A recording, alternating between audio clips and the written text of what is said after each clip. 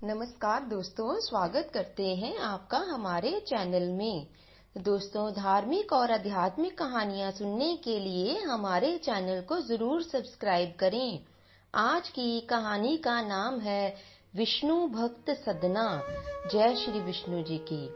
प्राचीन समय में एक नगर में सदना नाम का एक व्यक्ति रहता था। वह जाति से कसाई था और मांस बेचने का काम करता था। वह भगवान विष्णु जी का बहुत बड़ा भक्त था। वह बहुत ही दयालु था। बचपन से ही उसे हरि कीर्तन प्रिय था। भगवान का नाम तो सदा ही उसकी जीभ पर ही रहता था। वह सदा भगवान का गुणगान करता और हरि नाम जपता रहता था। सदना के मन में भगवान विष्णु बसे हुए थे। वह मांस काटते समय और बेचते समय भी हरि हरि जपता रहता था।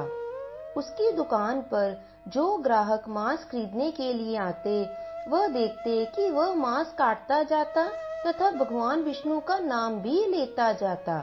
सभी ग्राहक एक दूसरे से कहते, देखो, इसका काम मांस काटना और बेचना है और तब भी यह भगवान का नाम ले रहा है। एक दिन सदना कसाई किसी दूसरे नगर जा रहा था कि रास्ते में उसके पैर से एक पत्थर टकरा गया। उसने पत्थर देखकर सोचा कि पत्थर तो काफी अच्छा है, इस पत्थर से मैं मांस तोलूंगा। उसे पता नहीं था कि जिसे वह पत्थर समझ रहा है वह कोई साधारण पत्थर नहीं था, बल्कि शालिग्राम के रूप में भगवान जी थे। उसने शालिग्राम को साधारण पत्थर समझकर उससे मांस तोलना शुरू कर दिया। ग्राहक सदना कसाई के पास मांस खरीदने आते तो वह उसी पत्थर से मांस तोलकर दे देता। आश्चर्य की बात उसको तब लगी जब कोई भी ग्राहक मान लो 2 किलो मांस खरीदता तो वह पत्थर 2 किलो का हो जाता। कोई 3 किलो का मांस खरीदता तो वह पत्थर 3 किलो का हो जाता। धीरे धीरे यह बात पूरे नगर में फैल गई कि सदना कसाई के पास एक जादुई पत्थर है। जब यह बात उस नगर में मौजूद एक ब्राह्मण को चली तो वह उस पत्थर को देखने के लिए सदना कसाई की दुकान पर गया। सदना कसाई ने ब्राह्मण को देखकर उसे बड़े आदर सत्कार के साथ बिठाया और उस पत्थर पर दृष्टि पड़ते ही ब्राह्मण शालिग्राम जी को पहचान गए। कसाई के यहाँ अपवित्र स्थल में शालिग्राम जी को देखकर ब्राह्मण का मन बहुत दुखी हुआ।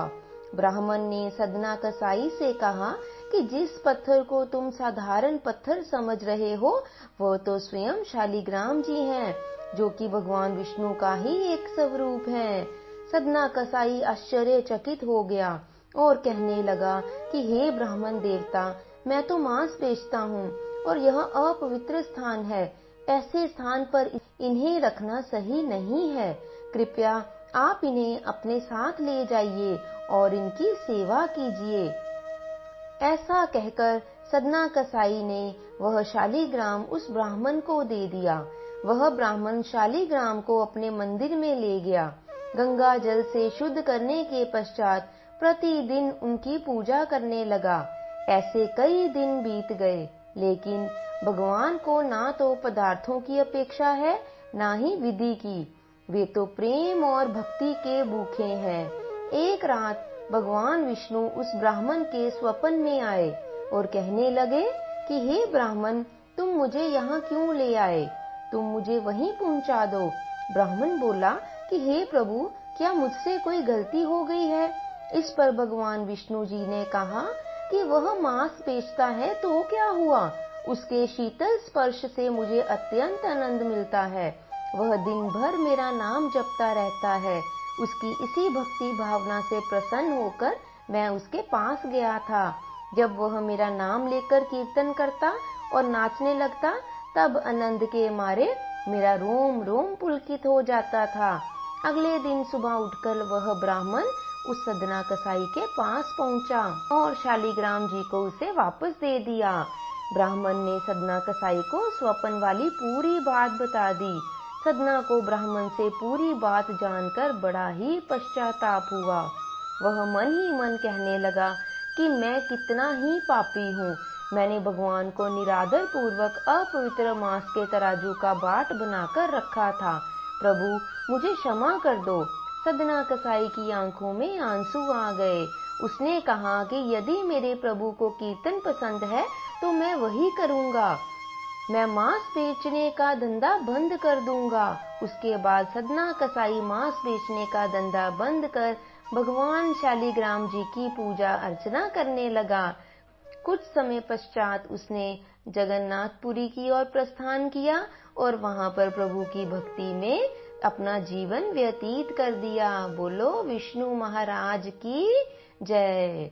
तो दोस्तों, इस कहानी से हमें यह शिक्षा मिलती है कि पुराणों के अनुसार इस कलयुग में सिर्फ हरि का नाम ही एक सहारा है।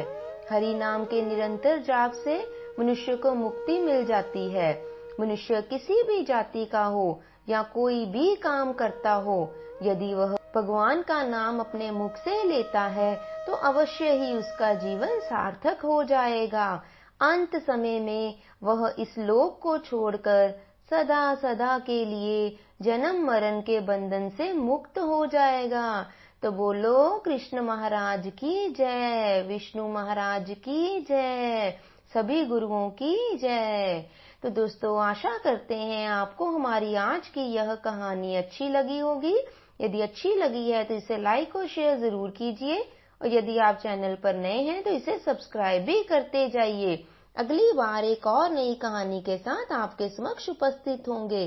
तब तक के लिए अपना ध्यान रखें, स्वस्थ रहें, खुश रहें और खुशियां बांटें।